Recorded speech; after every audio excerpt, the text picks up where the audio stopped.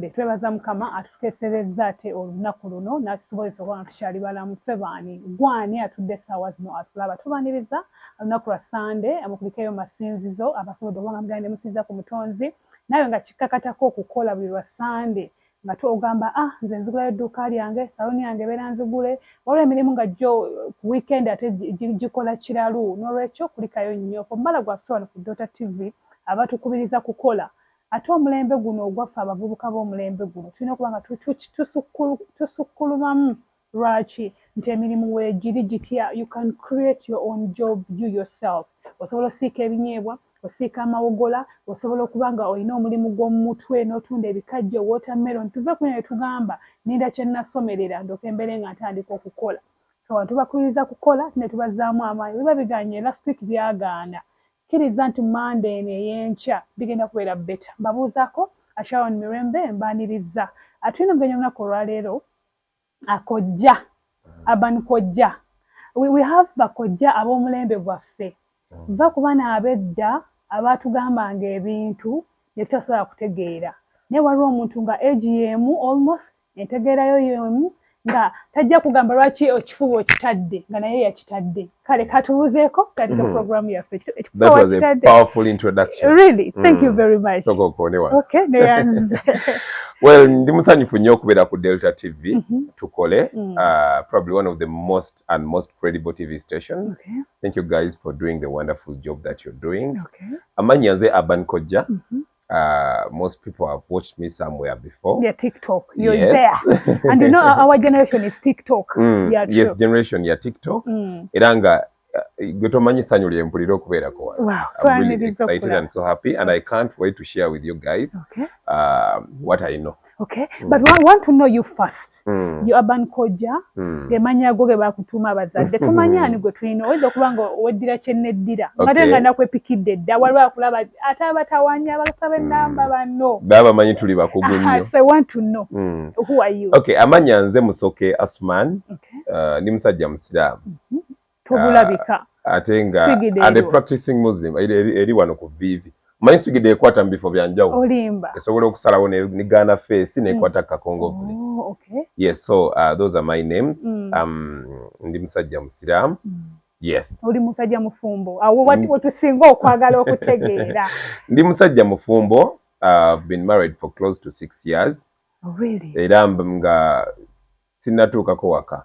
Oh, okay. Naye nga mu January awo ngenda kutuukako ewaka kubanga nkooye okunnangira ewaka buli lwobaako kyogamba after all ewaffe tebakumanyi abakazi mwagala statement yeyo ndi musajja mufumbo and I'm a proud dad. Okay. Wow. Yes. Of how many? 2, 3, 4? Wow. Okay. Okay, tusanyusa okulaba nange nsanyusa okubeera tutegedde nti omuntu gwe tuli naye mufumbo byagenda otugamba abirimu waliwo aba preaching ekintu nga tebakibeeranga naye nga kyabalema era nkigamba nnyo abantu nti olinga tannaba kutandika kubulira ku nsonga z'amaka soka weebuuze ye are going through that hands-on experience because you cannot preach about something you've been before. Yes. So me, I practice what I preach. Okay. That is why nzija ne mbagamba ebintu ebimu tebibeerera ku personal experience naye ate neyo experience gye mpitamu ng'omufumbo ennyamba okurelatinga then nensobola okwogera ekintu kyendimu nga kyenjogera nkyogera with authority. You look young. Generation yaffe okusalawo deciding, making a choice of a woman you want to be with the rest of your life. Akizibumu. First of all, then otugamba ndi mwami mufumbo. Oli proud of that. Yes. Akyakutwalira ki oba biki omuntu byalina okutunulira nga anoonya omukyala agenda okuba mukyala weweka? Well, I think specifically tewaliyo kintu kiri awo kyogenda kutunulira ng'onoonya omuntu owokwagala kubanga okwagala if it was a topic it would be the most complicated topic. Okay. Kubanga omukwano tewali muntu agutegeera kyovula bojja kusanga ne basenga abeefula babulirire nnyo naffe bakojja abeefula nga oluusi ebyaffe bitutagalako ebiseera ebisinga ebintu by'okwagala byekola byokka okitegeera bwemba nakukwana nga tulina kye tugenda okutuukako mu maaso eyo tetusobola kukwata lupapula kuteekawo obukwakkulizo na conditions omukwano gwekola gwokka weekanga oguguddemu eyali ayagala omusajja ewa 6 packs yali ayagala omuwanvu weekanga gweyagadde ali totally a shadow of your former gwe wali oyagala okitegeera so omukwano guno eba feeling those are the feelings that you have towards someone. Waliwo abantu abamu betutandika nga tomwagala, but you learn to love them. To love them. Is it possible to learn to love someone? Yes, it is. Really? Osobola okujja ewange ngoze kunkuula bwe mba nkuulika nga nina by'osobola okukola ki naye nojjango ga kankijjemu ssente nkole ki ngende osobola okujja ewa camera person oyo Nuwa asibye enviiri ezo za bbeeyi naye ng'oga bano bayaayi okitegeera basing on what you've seen n'ogamba wanviiri my friend ogenda okubeerako naye mu reality mu bulamu bwa bulijjo nga ye musajja n'otandika n'okubeera jealous tebamukubbako kubanga ebiseera ebisinga we do not describe people by their outer looks but what they really are. So kati n'omukwano bwe guli ojja kwekanga nga oli oyagadde omuntu oli gwatajja nakukwagaliza agambe nti kasajja kampi nnyo oba gusajja bunene nnyo oba naye ng'ate ggwe you have all reasons to fall for them. So omukwano tebagwetegekera, omukwano tugwamu mugwe. That is why you call it falling in love. Ogwamu bugwi tewali conditions zizo ogenda kuteekawo okujjako bino nti bwe manjagala omuntu sanjagadde muntu it would be an additional advantage nenfuna omuntu nga si mukubi. Okay, yeah, true. Singa nandyagadde omuntu nandyagadde okufuna omuntu ng'ali mu ku ddiini kwegamba ebyo bisoboka. So nze ndowooza nti omuntu wabanga ayagala okufuna omuntu asooka aleke nature etaking its course omuntu gw'owulira nga mu butuufu feelings zize gy'ali n'otandika okuguluba naye because omukwano the moment you decide to settle oyingidde olutalo. The moment you decide to settle kandi nsazawo kutuula wansi na Sharon tufumbe. Sharon nkukwanye onsiimye. It is not going to be heydays forever. Yes, true. Tugenda kusooka wano for the start tugenda kusooka ng'omukwano oguli awo togulabanga nga buli ssaawa nkukubirako ne kasimu ne nkuceekingako ng'afumba amata okitegeera week nga twesabulamu emirundi egisukka 5 every now and then. Yes, because there is that is there excitement. A person that can really make love every day? Yes, even 3 times a day it is possible. Okitegeera naye bw'omala bw'waba wayitawo ebbanga lya myezi nga3 waliwo wonna tujjukira nti tubadde mu deception. It is now time to face reality. Okitegeera saawa ya kufacinga reality kati bwe mba nga mbadde nkwegombako ebyo byobadde onsavinga mu buliri kati mbikkuse for all the 3 months. Okitegeera what else do you have to offer to put on the table? And that is our topic today. After sex, what next? Because we used to think, try to many into offering sex to a man is the best you can give to a man. But it came to pass into sex nekukubo kwali. Anyone can offer sex. So fabawala bebakwano babachala bebakwane yebbali. Omwami omaze okubeera naye mukozi omukwano like for all that long. Let's say a month, weeks or years. After that, chiddako after sex. How are you maintaining this relationship? Nze ndowooza nti ebiseera ebisinga buli lw'obanga otandika relationship mukola endagaano ezitali mpandiike. Okay. Nti ogenda kunjagala ngenda kukwagala. Sex tuyinza okugamba nti si kwe kulina okutambuliza obufumbo naye ate empagi y'amaanyi nnyo mu bufumbo.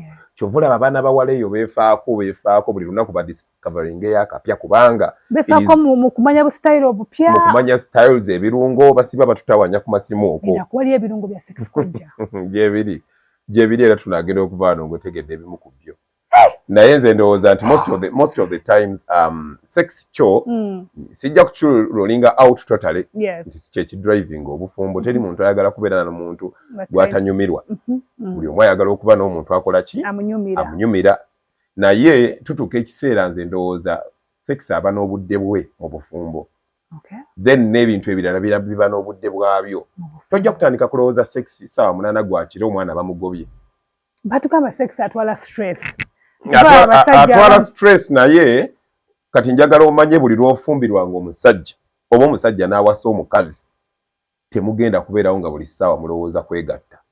Okwegatta okwo kusooka ne kunyuma nnyo wano nga mwakeefuna kyekiri kye mbadde njogerako kusooka ne kunyuma nnyo wano nga mwakeefuna nkugambye omuntu akunyumiza naganze we nali naakafuna mukazi wange namusabulanga emirundi egitaka wansi wa 10 mu wiiki. Okitegeera. Naye bwe twamala kati tuli mu myaka ebiri kati tumalako n'omwezi. Sigamba nti abatamwagala naye excitement eri yaggwako. Okitegeera kati tosobola kumukuta kati time ya facing reality yafuuka kitundu kunze. Otuuka ekiseera mukazi wo nga tokyamulinamu nnyo maddu naye nga yafuuka kitundu ku ggwe waali awaka alinga sister wo alinga mukwano gwo agabana ku bizibu byo naawe ogabana ku bibye kati awe mwatuuka kikiri kyempisa okufacinga reality era abasinga kizibu nnyo okuyita mweyo stage ya relationship nga excitement ene y'emyezi esatu honeymoon eweddewo kati time ya kufacinga reality abasinga we mugambira nti omusajja takyanjagala sigamba nti takyakwagala naye excitement yaggwawo kati sawa ya kulevelinga ground musobola okutambula. Ate wekidda ku bakazi naffe abakazi time etuuka netukowa sex w'abasajja n'owulira nga maybe not because oba tokyamwagala nange kikambawolereza abakazi not because oba tokyamwagala but oba owulira nga takyakunyumira nedda. Yes, of course. By the way Ekisookera ddala teri muntu awooma mu kitanda oba anyuma mu kitanda nga muntu mupya. Koja. Yes. Oyagala kutuma abasajja baffe funanga abantu bapya. Not really. Omanya amazima gabeere mazima. Okay. Nti ne bwe kibanga ekintu tetukikola naye tukkirize nti ge mazima. Sigambye nti mwende. Okay. Era naawe agumiikiriza mukyala wo n'obeera naye. Sigamba nti oba tomanyi nti gali ge mazima. Omuntu yenna bw'abeera n'omuntu nga mupya kaabeere mukyala. Mutuufu ayina ate engeri ey'enjawulo gy'awulira. Oba onazzeemu n'obukodyo obupya oba onazzeemu n'obupya kugamba ayagala experience experience not until after ng'amaze kubeera naye n'alyoka realizing nti mutuufu omuntu wange gwe nnina ate ye ali better than this one. Okitegeera kyova olaba nti abantu abamu bagamba yenda you support them too. Koja. Abasajja n'abakazi ffenna tuli benzi. N'abakazi benda. Naye bw'oba oyenda nze ngamba nnyo abantu kubanga oluusi okwenda kuno ekintu kijja buzze bwe wakagamba Mukama Katonda mukazi wange ono kamwagale ne wayitawo ekiwala ekinyenya amabina. Nekakutwala. Kutyembuka nekakutwala. Kati bwe watuuse mu mbeera eyo ey'ebikemo nga tusobola kuresistinga yenda naye yendesa amagezi. Amateeka agafuga obwenzi galinga 5. Gatuwe. Tugawulidde tugawandiike. Etteeka erisooka okkirizibwa okwenda nga bw'oyagala naye tolwalirayo. Okay. Etteeka eryokubiri okkirizibwa okwenda nga bw'oyagala naye tozaala. Okay. Etteeka eryokusatu okkirizibwa okwenda nga bw'oyagala naye tolaga munno tomuleetera kususpectinga. Etteeka eryokuna okkirizibwa okwenda nga bw'oyagala naye totongoza. Kati njagala ombulire singa mbabbaawo nga nnyenze nga ngoberedde amateeka ago nga bwe ng'ogedde ogenda kunyiigirawo. Amateeka mugakwema. Like seriously because waliwo omuntu gw'okyaza n'obeera nga toyagala nagwe kwogera oyagala yayogere. I know because toyina ngeri sirina gye ngenda kutandika. There is no I'm going to start complaining. Yeah, true, because you've not showed me. You've respected totongozza kuwulira nti ate yafunye ennamba 2. Tomufunyizizza lubuto kuzaalayo tolwaliddeeyo ki ekiŋŋaana okusimulanga bwenjagala. Akabina kewalabye. Ekikwenza mwana attu ate kankubuulire. Nga nze tokalaba akange. Ku bantu abamu ate obwenzi bwe bukuuma amaka. Koja. Kasita agobereraga amateeka genjogeddeko omuntu buli lwaveeyo ng'ayenzeeko ng'atambuddeko ewantu ewalala ng'akikozesa amagezi agenda okudda ku mwagalwa we ng'ate amwagala nnyo. Lwaki? Lwansonga nti aba akyusizzaamuko ku mmere n'alya buli lw'olya emmere emu ebiseera ebimu okola ki? Ogikoowa. Kojjako boonoone baawo nedda sirina gwe nnyonona kuba abantu bakulu beesalirawo. Naye abantu n'abakazi benda abantu benzi waliwo lumu okumanya ng'abantu benzi waliwo lumu omukazi yagenda n'asuspectinga bbaawe okwagala omukozi ow'awaka. Bw'asuspectinga bbaawe okwagala omukozi ow'awaka n'agamba naye omusajja ono alabika akola ki? Ayenda ku mukozi ono ow'awaka naye nga tannakikakasiza ddala. Kati n'asalawo n'agamba omukozi ow'awaka gendako ewammwe mu kyalo ng'omusajja tamanyi. Kakati omukazi ono ne yeesogga ekisenge ky'omukozi ekiro. Aba ali omwo ssaawa nga 8 ng'oli ajja akola ki? Mu nzikiza akola ki? Asooba. Neyeeyo kyaki? Obuliri. Emmundu n'etandika okukola ki? Okutokota.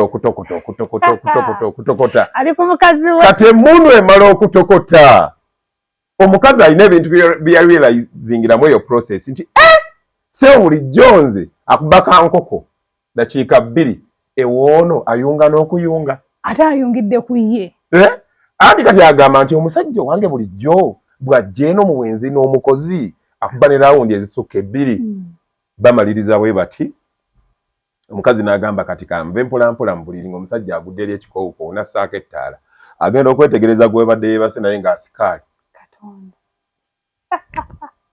kati olowooza olaba obwenzi obuli mu ki obwenzi obuli mu maka obwenzi obuli mu maka kankubuulire suspicions zireetedde buli omu alowooza nti munnange ayenda ne munnange alowooza munne ayenda tewali asobola kuzibiikiriza ku munne kulowooza nti gundi tayenda okitegeera ona babikola kubanga naye wakikola naye kankikole era nakyo kisoboka okubaawo incidents nyingi nnyo era bwe nkuwa example endala omukozi era owawaka yagenda ng'agamba mukama we nsaba kunnyongeza ku ssente bw'otazinnyongeza ngenda omukozi owawaka agamba mukannyinimu amugamba nti nnyabo ki ekikuleetera okulowooza nti nina okwongeza ku ssente nti kubanga nfumba bulungi okukusinga omukazi n'amugamba ani yakikugamba nti bbaawo n'amugamba nsaba kunnyongeza ku ssente nti lwaki kubanga ngolola bulungi engoye okukusinga ani yakigamba bbaawo ye yaŋŋamba n'ekirala nsaba kunnyongeza ku ssente kubanga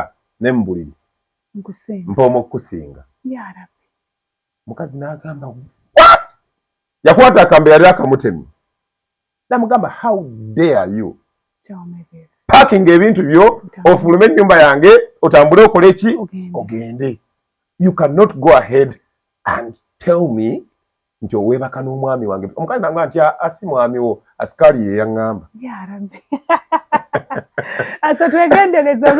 ekitegeeza asikaali bulijjo akola ki ne mukanyinimu ga sirika sente yazimwongeza n'amukubisaamu emirundi 2 togamba ng'omwami wange so olaba nti obwenzi obuli mu bufumbo bw'abantu buli omu ayenda mukozi ku baana babbo obwo bwana bw'abagagga mu maka g'abagagga sebo kasitakalaba ng'omukozi gwe baleese wa myaka gyako kiggwera mu ttooyi so ebiseera ebisinga kiddayo wali we twavudde sagala tuve nnyo ku mulamwa nti ebireetera obwenzi bingi ebiseera ebisinga abantu benda ate olwo waliwo abenda olw'obutakuta ng'oli ye mwenzi nga necha ye ya bwenzi nga nyumira ina abakazi bangi nga yekimunyumira nnyo kati eyo kategori sigiwagira waliwo abenda nga banoonya ssente waliwo abantu abenda nga banoonya satisfaction nga mu butuufu obufumbo bwalimu alinga eyajja okuuma amaka talina ssanyu omuntu oyo ne bwe tuba tumukutte tusooka ntuweeyinga ntuga naye mubadde mwegatta emirundi emeka mu mwezi nti gubadde guggwa nako ti mu butuufu ng'agumiikiriza okitegeera before we go for a break abafumbo balina kwegatta mirundi emeka abafumbo balina kwegatta mirundi emeka mu mwezi katugeze mu mwezi because tulina mu ennaku ezaffe ez'abakyala and then ezo ennaku endala how many times are they supposed to make love in a month abafumbo ewiiki ebeeramu ennaku 7 abafumbo bateekeddwa okwegatta emirundi 3 buli wiiki bateekeddwa okwegatta emirundi 3 atugenda kuwummulamu tumale tukoma tuwane kumalaka ecology abafumbo mirundi 3 mwakomye dero sande katukomewo tandikirawo kati katukomewo atovaawo